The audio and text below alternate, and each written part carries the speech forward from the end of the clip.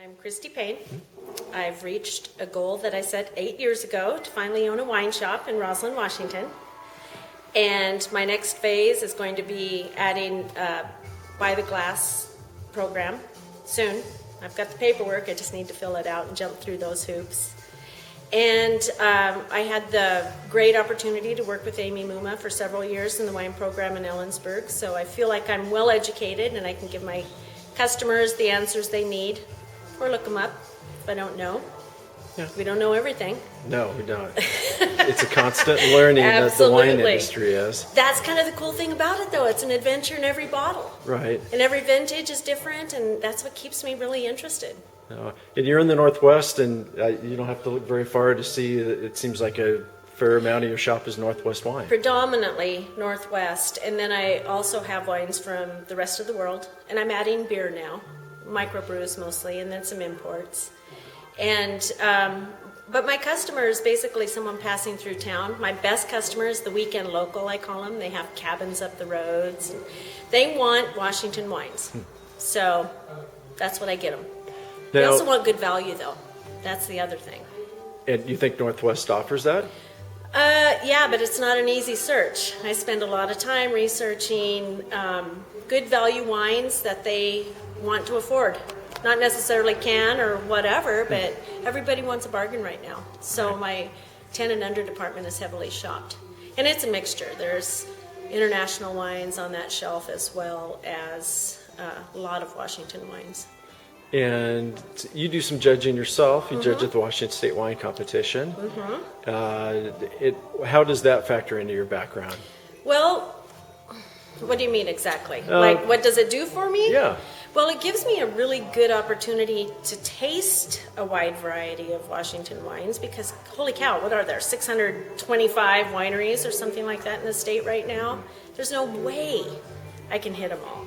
So I really kind of depend on my peers to help by judging wines in panels like that to kind of guide me as well as my customer to the wines that are meeting certain standards, which is important for me.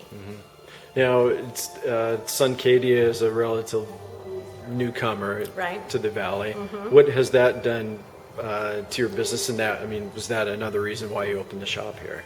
No, it wasn't a reason why I chose Roslyn. I live here, for one thing, and I just felt like it's a funky little town, and I felt like a business here like this would fit in. But I didn't ever want to depend on Suncadia because I know eventually they're going to have their own retail space out there. They're going to be doing all this stuff out there. So I knew I would be competing with that, which is a beautiful, beautiful facility. But all in all, people that are staying there want to come out and do fun things, and a lot of people come. And I don't know anybody who's left here and hasn't had a good time or left with a bottle of wine that they wanted to find. And one of my other things that's, this is a big, big thing for me, is I want to show people wines that they aren't going to see on every single store shelf. And my prices are really fabulous. So those things I've decided from the beginning and stuck with. That and regular hours. That's a big one in this town. Wintertime comes and everything kind of shuts down, but you never know who might walk in the door that day. So I'm here. When it says I'm here, I'm here. Yeah. I think we've been a depressed little town for many, many years now, but I think there's potential for a really fun, the business climate's a little odd right now, but I think there's potential for a really fun little funky, weird, eccentric. I mean, this is where Northern Exposure was filmed. So we still have a lot of people that come here just for that. And see, that's another cool thing about vintage wine. Anybody can come in here and nobody is going to be intimidated. This is a fun shop. And I don't care. So many people don't think they know anything about wine. And I don't care. I don't care about that. I want to talk with the customer. I want to find out what they like to drink. I have a couple little ways to do a little taste profiling on them.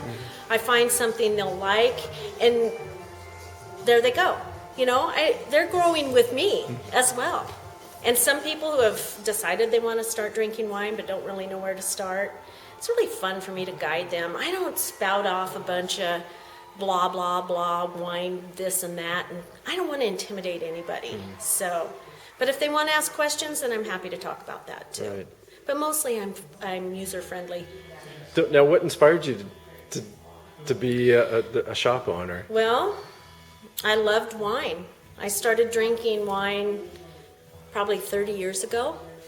And I started noticing that this producer of Merlot,